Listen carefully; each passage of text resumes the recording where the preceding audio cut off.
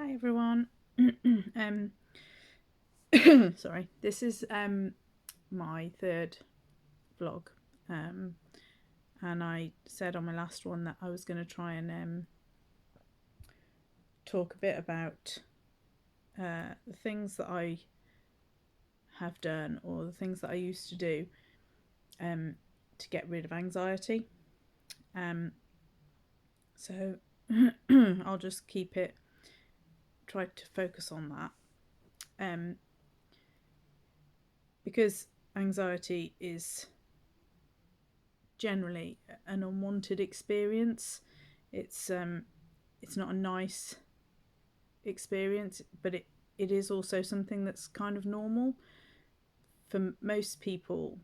For everybody, will um, experience anxiety at some point in our lives, and that could be in all types of situations. It could be going for a job interview or into a situation where you don't feel comfortable or you don't know what to expect. And actually, in those types of scenarios, anxiety is um, sort of helpful. Um, or if you're being chased by someone that you don't want to be chased by, or like, chased by a herd of cows. That's happened to me. Um, Anxiety is then, that primal fear, that fight or flight. It's there to help us, to give us that shot of adrenaline, to get out of a situation that we don't want to be in. Or actually, it can sometimes be helpful in terms of being useful if you're going for a job interview and you thrive on that feeling, and it really, pushes you, then that's okay.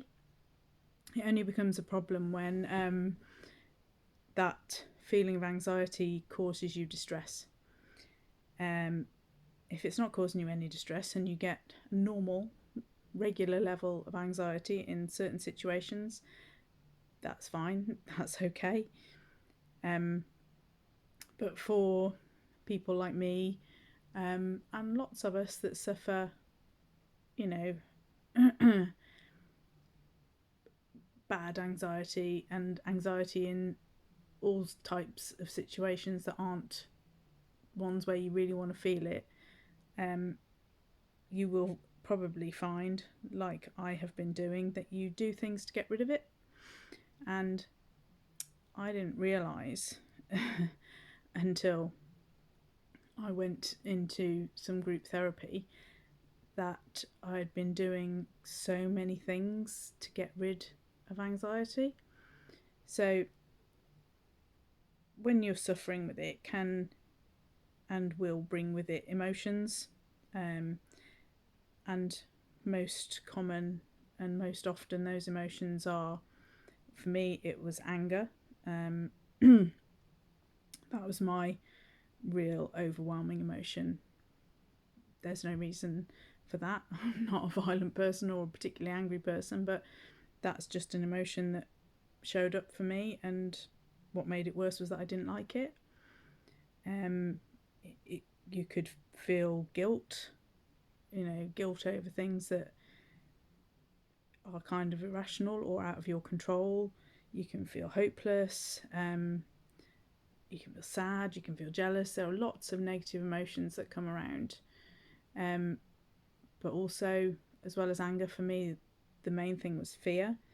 Um, so, and I'm saying about, being chased or, you know, um, you being really scared because something's after you. It's like that feeling, but with no thing chasing you. Um, and the fact that there's no reason for it makes it even more scary.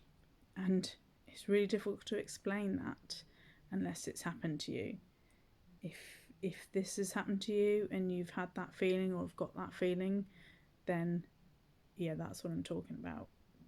And this is what I spent so many years trying to get rid of, unsuccessfully, obviously, because you know what happens is we all we all get thoughts, For anxious people like me, those thoughts can become intrusive thoughts.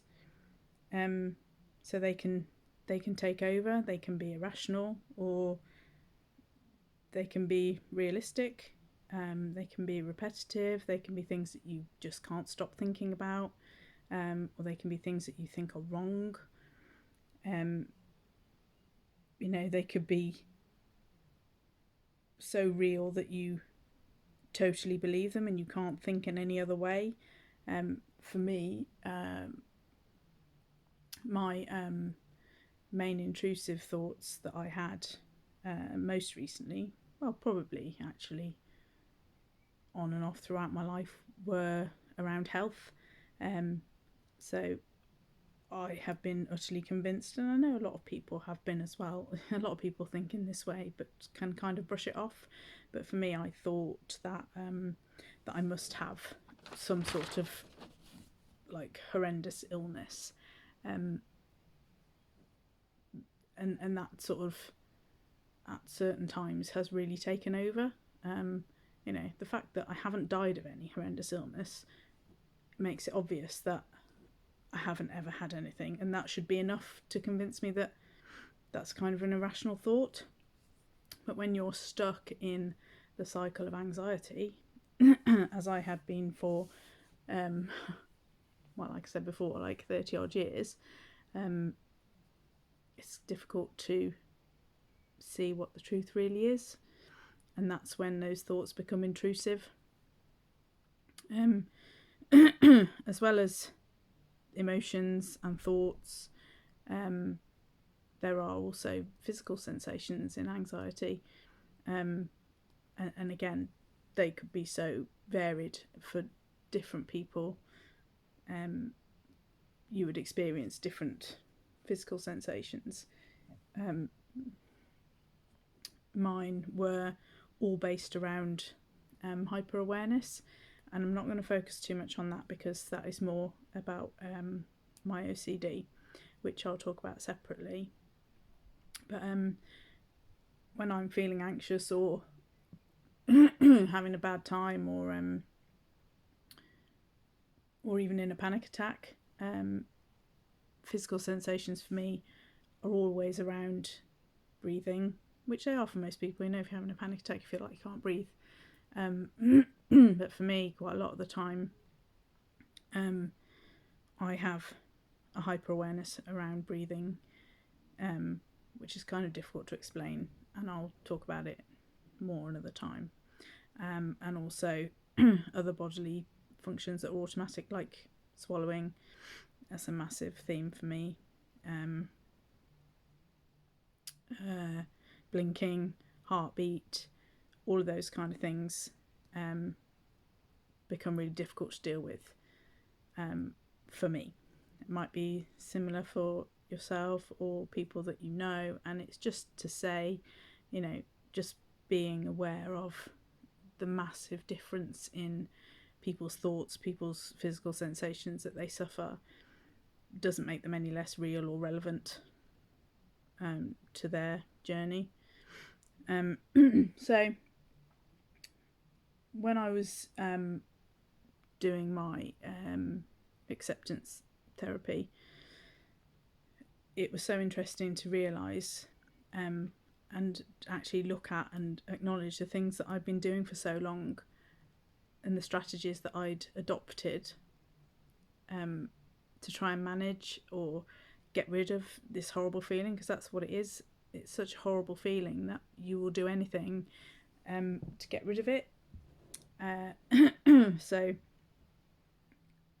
what I'd been doing for so long was avoiding so many things. I would avoid groups of people, and that covers like everything. Everywhere that you go, there are groups of people.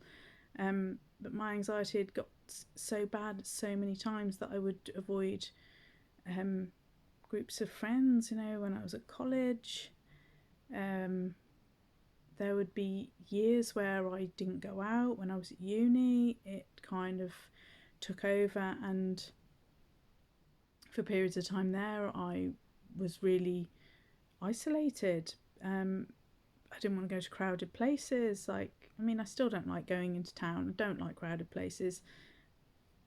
I find places too peoply, and that is one of my quirks. But also, I know that that is one of my avoidance techniques. So actually, I put myself in those positions more now because I'll talk about it another time, but that's an exposure that I needed to do. Also, what I've been doing is using distraction. So, a huge thing that I've been doing and I didn't realise was avoiding thinking. So, using stuff to distract me from having any time to think. So, I would never have any time to relax. Always found it really difficult to sit down and watch TV. I've always joked that I've got no concentration span, I can't pay attention, and that's been a theme throughout life. Couldn't pay attention for love nor money, and that has been detrimental because I think at school and college I've always sort of been looked at as being a bit daft or a bit of an airhead, which well, you can judge on that whether I am or not, but a lot of that is because I'm too busy thinking about a million other things to concentrate, because I don't like having time to think or to be still or relax. It makes me feel anxious, so I naturally avoid it. Again, that's been an exposure, something I've really had to work on. Getting there, sort of. So yeah, I'm always busy, and I have used work to distract me, especially last year. I was taking on loads more work as much as I could, because actually being busy, and a lot of the jobs that I do are physical busy jobs, not just thinking jobs. Great way to be distracted. Busy all day, every day, rushing around, doing one thing then another thing. It's great for me because it really did give me less time to think about the anxiety that was carrying around with me. Exercising too much. For those of you that knew me when I was, really crazy exercising, training for the half marathon, doing CrossFit, every spare minute that I wasn't working, I was exercising because it took my mind off everything, and I thought it was a good thing to do. Didn't realise what I was actually doing. I was using it as a strategy or an avoidance technique. Another massive one is, being on your phone too much or on your laptop. Excessive Googling. I became really bad at that. Was really spending way too much time getting lost in, people like get lost in watching cat videos or like funny videos or TikToks if you're a teenager, whatever that might be. But I was like excessive Googling about health symptoms and mental health symptoms as well. So, like I said, I ended up convincing myself that I was going mad, and I gave myself all these diagnoses just from clicking on one thing, clicking on another thing, and these became compulsions, and I didn't realise it. I didn't realise how much I had this desire to know everything there was to know about all these health conditions that I didn't even have. And when I realised what I'd been doing, it was actually quite scary, but it was also one of the easiest things to stop. Those kind of compulsions in OCD are much easier to stop physical ones. I could do that, and as uncomfortable as that was, it was good to do that, and it was easy enough to do that. Some of the other ones, especially mental compulsions and rituals, not so easy. I'll cover that another time. Something else that I had done was use things to make me feel better, mainly food. And I still do that. That's not something that has gone away. I also tried all these different vitamins and amazing diet plans and things you shouldn't eat, convincing myself that this would work and would make me better.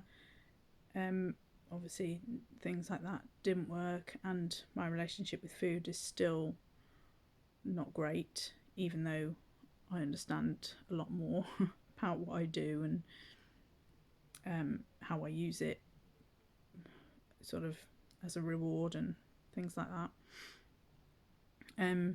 Also, thinking strategies are a lot of things that I used to do to try and fix it. Would be to spend a lot of time analysing, and that's analysing everything. It could be analysing things that aren't even massively to do with me, but I would feel like I had to spend ages thinking about things and rationalising things,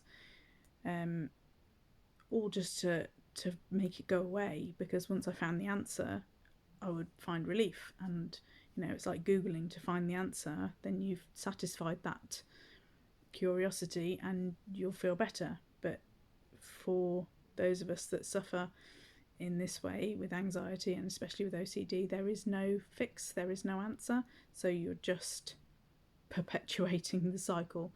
And that was a massive revelation for me, realising that. Doing things like yoga, well, I was doing it for the wrong reasons. Self-help books, I could have read a million of those, and actually it wouldn't have made any difference because I didn't find the answer. Because there isn't one. You're stuck in that cycle. So short term, you can find relief from those things, but they don't get you out of it. I never realised that I was stuck, or quite how stuck I was, for a really long time. Well, obviously a really, really, really long time. And I can't believe that actually just acknowledging these things, realising, noticing these things that I have always done, was the answer to it. So it's like, the harder that you try and make the thoughts go away or make the feelings go away, the worse you feel. So those short-term relief that you find aren't going to give you long-term feelings of being better or being fixed or being recovered or whatever it is that you're working towards. It's almost like being stuck in the happiness trap and never actually finding that happiness. So for a lot of people, these, self-help strategies and things that you do are fine. So don't, watch videos by me and other people talking about avoidance and stuff and think, oh God, that's wrong, I do that. Because if you do things like that and you find strategies to manage some sort of anxieties or low mood and things like that, that's fine, because that's normal, that's what we're supposed to do. It's only when that you're doing all of this and actually you're not getting anywhere, you're just going round and round and round in the cycle, that it's time to look for a different way to manage it. And what was happening to me was that I was just exhausted. I was spending all of this time and effort on trying to fix my feelings by doing all this stuff. I was just knackered, and it has a knock-on effect on other people. Avoiding all these things in these places. Like I've said about, I hate the cinema. That's because it makes me anxious. I hate it, but I wouldn't go to the cinema, so that had an effect on my kids. Didn't want to go out into crowded places or big groups of people, which meant that there were a lot of restrictions put on life, and at times then that means I felt really isolated. And so the next videos that I will do will focus on what is the answer, and although there is no definitive answer, the thing that I discovered and will always be the main thing I remember, and not a mantra, but the thing that really struck me is so simple, was stop the struggle. And that sounds really annoyingly simple and obvious, but it's actually, and it's not as easy as that, but that was the revelation to me, because it was the reality. Just stop the struggle, stop trying to get rid of it, because the more you get rid of it, the more stuck you'll be hooked in again and again and again. So what I learnt about was I've got to stop trying to get rid of it and just bring it with me. And one of my favourite anecdotes was, and I can't remember who said it, it would be one of the psychologists, said, just wear it like an uncomfortable coat. And I quite often use that if I'm on a forum or talking to people. I will say, what I've done and what we all need to do is actually just move more towards the kind of person that you want to be. So I'll talk about it another time, looking at values, your own values, and living the kind of life that you want to live. So that's not being restricted or being isolated. It's taking that anxiety with you, wearing it like that uncomfortable coat, dropping the anchor and stopping the struggle. So that's taking the thoughts with me, taking the emotions with me, the physical sensations with me, and living your life in exactly the same way. So I don't know, think about it. It's definitely something to think about, because it has been, like I said, the one thing that has changed my path to recovery. So see you next time.